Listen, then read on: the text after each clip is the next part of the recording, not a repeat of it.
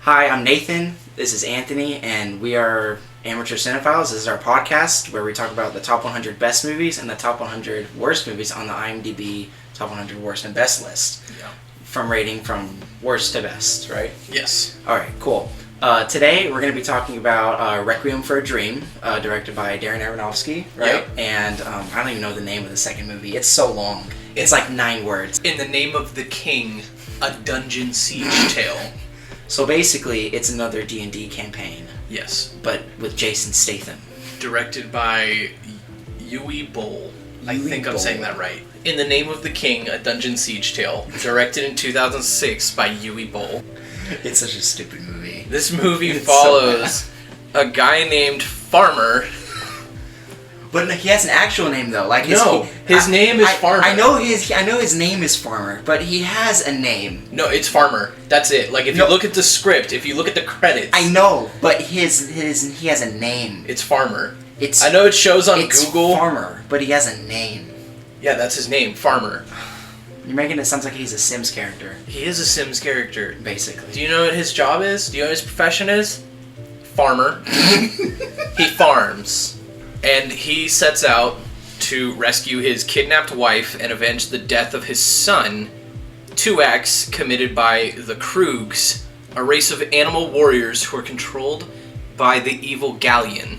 AKA Ray Liotta. Yeah. Who is the most miscast villain I have ever seen. He's fucking hilarious in this movie. Like, hilariously bad. The thing that turned me off in this movie from the start was there was no accents at all. This is supposed to be like, what, 1500s? Yeah, it's supposed to be the medieval times. And the motherfuckers are talking like they're in like a business meeting in Trump Tower. Ray Liotta still sounds like he's... Ray Liotta. Ray Liotta. Jason Statham is just Jason Statham. The only person who puts on any accent is Matthew Lillard. Yes. And even then, it's Bless just his soul. like a posh white boy accent. It's so funny. I feel like they just picked up everybody, gave them some cash, and say, read these lines and put on these costumes. That is actually infamously what Uwe Boll does. He picks these big name actors to do adaptations of video games that he doesn't stick to the lore of the video games. And he just kind of makes his own movie with it. And then he gets mad when people shit on him for it. This is the first time Uwe Boll shows up on this list. It is not the last time. This movie starts off like most medieval movies do, with this really weird, cheesy kind of score playing. Yeah. You know, you get the bad guy introduced and he's seducing the young princess. Then it cuts to Jason Statham and he's farming. He's farming because he's a farmer. And this movie goes on for 2 whole hours. Thank God. More than 2 hours, actually. Then there's the worst part of the movie, which is the sound. The audio design in this is horrible. The score is bad. The Foley, which is something that I never complain about in movies, really. I feel like, okay, whenever we watch it, I don't want to like take credit or boast or anything, but whenever we were watching, I was like, do you hear that? Yeah. Like, it was like, the whole movie sounded like it was like a PS2 video game. It sounded like... Not even that, because there were like those sword clangs. Oh, swords. Ting, ting, ting. Instead of hearing that heavy impact that like normally plays effect, it's... And then there's just this really awful fight choreography. Oh. Do you remember in the first fight, Yes. Jason Statham kicks one guy 7 times? Yeah. He doesn't throw anything in between. It's kick, cut away, kick, cut away, kick, cut away, etc. It's like if his body was stuttering. There's really almost no impact this movie has on me, other than it's just a bad movie. One of the first things, probably the first thing that I noticed about the movie, the first 15 minutes of the movie, it felt like the ending of any other movie. Yes. It was so weird. It was like, it felt like there was already a conclusion, and it was just like, reel it in, come here, plot. Yep. That's it. This is one of the worst movies that I've ever seen. Of all the movies that we've watched, this is the worst one. I don't think so. Really? No. It's not the worst. I think the worst was S. Darko. I hated S. Darko. I couldn't find, like, where I even, like, admired S. Darko's attempt at being original, I can't even say that about this, because there's not even an attempt to be original. I don't have a single good thing to say about it.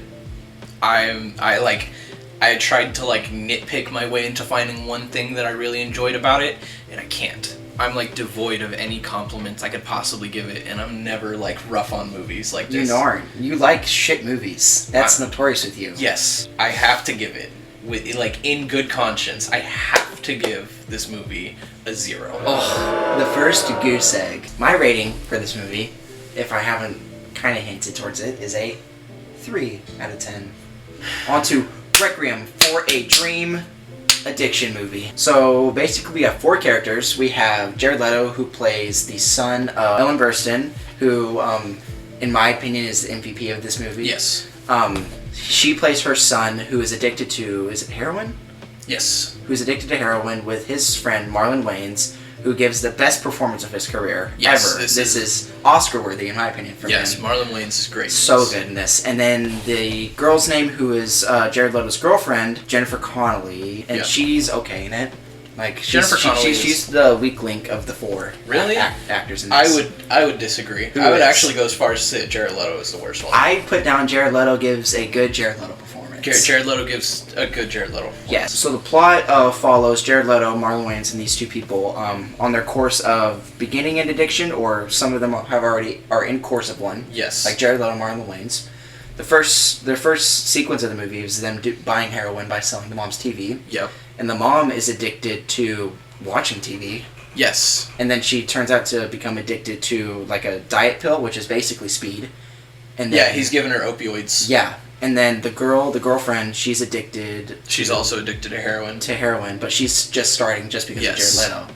Because Jared Leto's an asshole in this movie. Yeah. I would like to point out. He's a dick. Yeah. But he's a good guy. Back in high school, I really, really liked this movie.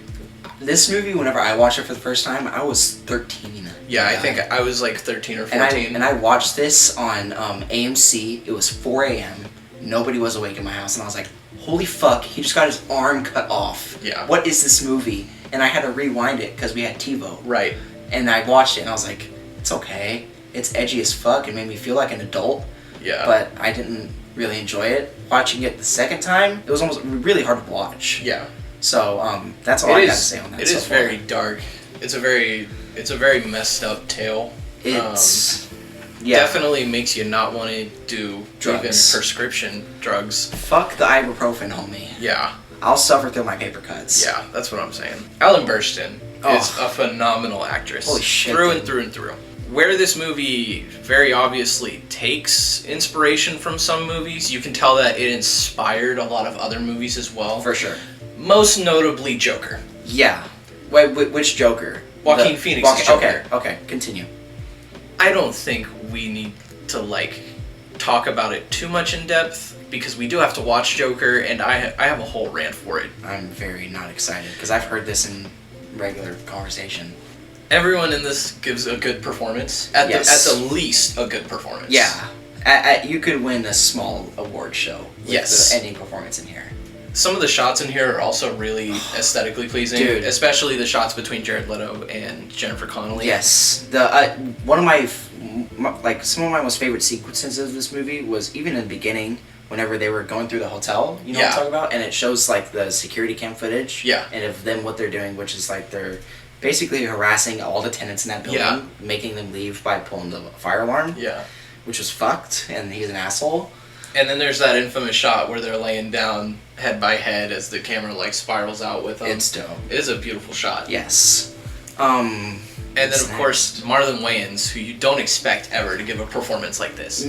Dude, before seeing this, the only Marlon Wayans movie I had ever seen was Scary Movie. Yeah, the Scary Movies. He's always known as playing this stupid, almost unfunny character. Yeah, but in this movie, I feel like they kind of channel that same energy. Yes. It's kind of weird because, they contort it in a way to make you feel really bad for the character. Yeah, he's probably the most in depth they go with any of the characters. It's either that or the mom's character. Yes, and then when you look at some of the interviews Aronofsky has spoken out about, he's actually the only character that Aronofsky believes would go clean after the events of the movie. Everyone else would relapse except for him. And it's because of that final shot where he's imagining being cradled by his mom. Yeah, it's his push to finally very quit. sad. And that is probably my favorite part would be Marlon Wayans' character, if not Ellen Burstyn's. My favorite part was, like, any single time that Ellen Burstyn was on screen, she steals the show. It's so good. Did she get nominated for anything? She did. She was nominated for Best Actress in a Supporting Role. Thank you, God. It is the only Oscar that this movie was nominated for. Which is honestly stupid. In my opinion, it should have been nominated for Best Cinematography and Editing. Yes. The editing is my other favorite point of this film. So good. Especially in that, like, the iconic final, 10 minutes of the movie. Yes, it has actually more jump cuts in that final 30 minutes than most 90-minute film productions have in the entire duration. Yeah, but the thing is, what they did with that, they didn't oversaturate it. Yes. It was perfectly used. It was perfectly timed. Because, the whole last section of the movie is them, finally reaching the climax of their addiction. Of their addiction, and facing the consequences of that. And it's, it's shuddery, and it's very dark and gritty and just harrowing. What I wrote down, I said, the visuals of this film are very realistic and horrifying, one of the most harrowing tales of addiction I've ever seen. It was very scary to watch. Especially the girlfriend's plotline, how that goes. It's horrifying. Yes. Because, imagine if, I had a kid, or if you had a kid. Yeah. And, one more thing, a compliment from my part. Yes. The score. The iconic-ass score. Wow, I knew you wouldn't like it. No, hear me out. Okay. I do like the score. Okay. I feel like the score is placed in the wrong spots sometimes. I think that the main theme, which is iconic even to this day, with those violins, yes. I think that is phenomenal for the final 30 minutes like we were talking about. And then when it starts playing in the beginning, some of the more intense scenes at the beginning when it plays, I feel like it's just a little bit too intense. Yeah. Which was one of my complaints. Overall, this movie, for better or worse, it ended up becoming a little dated. Yeah. It's definitely a product of the early 2000s with some of the other scores that they have. The themes are very realistic still to this day. Because even in music and film and writing, addiction is one of the strong points of society even to this day. Had the writing and the acting not been as good as it was, this movie definitely would have been forgotten. It would have been lost. Yeah. In what is probably my favorite scene of the whole movie, the scene where Jared Leto confronts the mom and tells her, "Those pills you're taking will kill you before you ever get on, for Christ's sake." She goes on the rant about how she doesn't have anything anymore. Yeah. The father's gone, he never comes around to talk to her anymore. She's got nothing, and all she wants is to be on TV to make them happy and proud. And then she starts crying, but she's trying to hide that she's crying because she's smiling. You can see that the camera goes out of focus, and that's because her acting performance was so good that the cameraman started crying, and he went to wipe away his tear, and he shifted the camera. Oh. Yeah. Like I said, I liked it a lot more when I was in high school. I'm not going to say I didn't like it this second time that I watched it, but I definitely didn't like it near as much. It is definitely a product of its time, so there are a lot of aspects that are dated, which I couldn't say about Black Swan, the other Aronofsky film. Yes. Black Swan still feels like it could have come out. Oh, for sure. Yeah, recently. It's very modern. And for the performances that it is, it's what kept it going. For that, I would give Requiem for a Dream a 7. Okay. That's a fair score. Yeah. Whenever I first saw this movie, I was young and innocent and didn't know much. Yeah. Second time coming around to this, it was hard to watch. I couldn't watch before the final scene. I had to stop it and just sit down. It was very intense. Yeah. And it was just... It was just hard to watch. It's I can't... It's lack of words. It's very rough. Yes. To continue off that, I give it an 8 out of 10. I feel like it's a fair score. It was definitely carried by the directing. Movie recommendation of the week. This is coming from my mom, who watched the podcast. I love you, Mom. I watched this movie with her all the time, and she watched it too. It is one of the comfort films of my life. Yeah. The Lake House. The Lake House. With Keanu Reeves and Sandra Bullock. Bullock, whatever. Blindside piece of shit. Get the fuck out of it. It is directed by Alejandro Agurrieti and written by David Albarn. Okay. It came out in 2002? 2001, I believe? 2006. Oh, fuck. 2006. But the movie follows Keanu Reeves and Sandra Bullock through two different periods of time, but in the same timeline. But the only way that they connect is through a mailbox at this mail house, at the lake house. And Sandra Bullock is trying to prevent the death of Keanu Reeves, which happens in the beginning of the movie, which is not really a spoiler.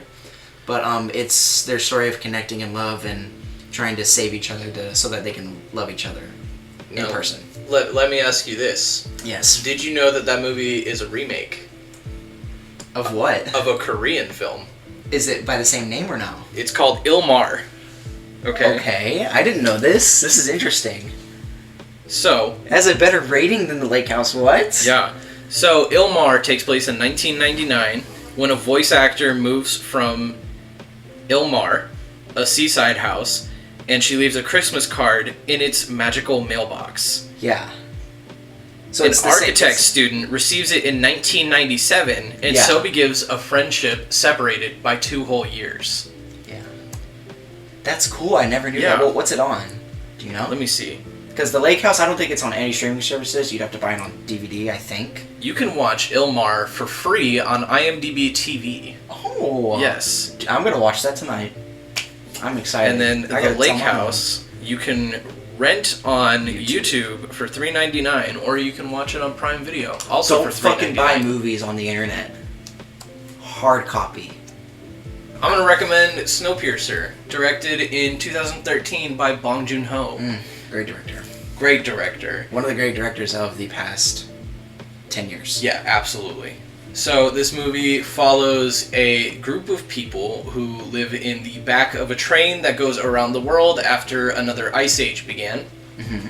And they have to fight their way to the front because the train is separated by it's like economical class. It's like literal economical class. Yeah. Like there's a separation of like power and wealth. Lower class people live in the back, higher class people live all the way up in the front, and they live completely different lifestyles. And so they fight their way to the top with unexpected results. Yeah. So, go watch Snowpiercer on Netflix. Thank you guys for watching so much. Be sure to subscribe to Nathan and I's Instagram, which will be here, and then the Amateur Cinephiles one here. Alright. And then from there, like, subscribe, follow, share, show this to your mom. Yeah. Show my Instagram to your mom. Have a great weekend. Bye. Bye, guys. Mwah.